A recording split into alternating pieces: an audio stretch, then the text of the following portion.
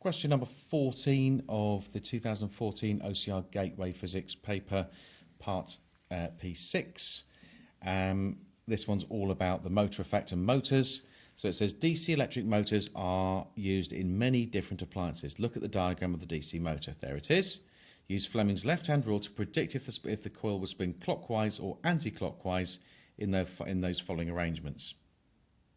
So if the motor is set up as shown in the diagram, it will spin which way? So use Fleming's left-hand rule. So if second finger's current, so the current on this side is going that way.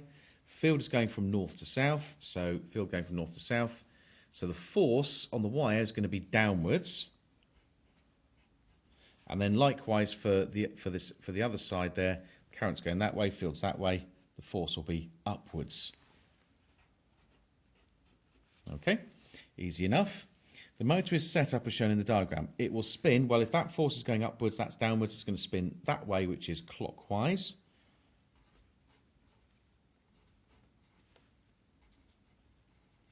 If the current is reversed, it will spin, well, if you reverse the current, you're going to reverse the directions, that's obvious. That's going to be anti-clockwise. The next one says the current is still reversed, but now we swap the poles over, so it's spinning anti-clockwise, but then we've reversed the direction of the magnetic field, so the force is going to be opposite direction again, so now it'll be clockwise.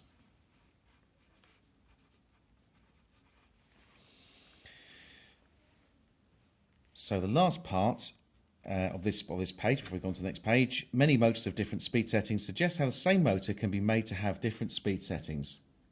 So you could do lots of different things. So what are we really looking for here? We're looking for the idea of what changes the force. So you could use a variable resistor.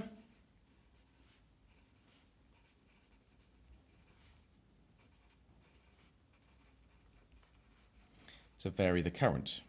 That would be my best answer, I think.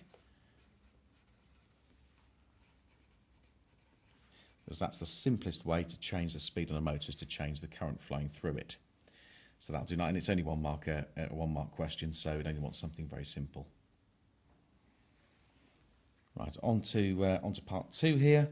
B part 2, it says, describe what happens to the speed of the motor as the voltage is regularly switched on and off. So there's the voltage supplied, it's switched on, then it's switched off, then it's switched on, then it's switched off, then it's switched off. So this is the speed of the motor. So while it's switched on, the speed of the motor gradually increases. Okay, so it's the first bit, switched on. The speed increases, and then when it's switched off here, you can see the speed decreases. That's pretty simple.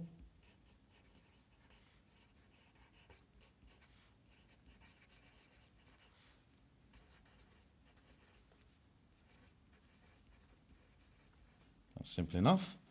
And is there anything else I think I could possibly add? Well, this would probably be enough for the 2 marks. But if I'm very, very critical, I could even say that the motor doesn't stop.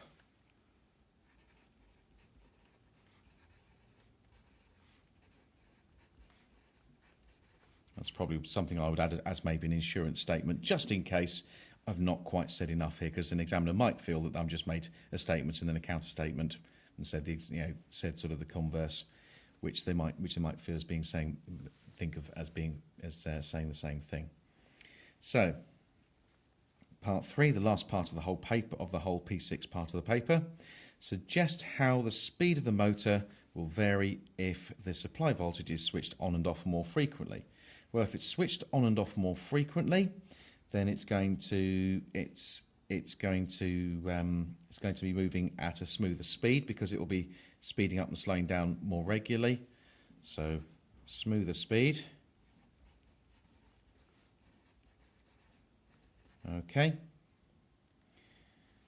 because the variation will be less variation in speed.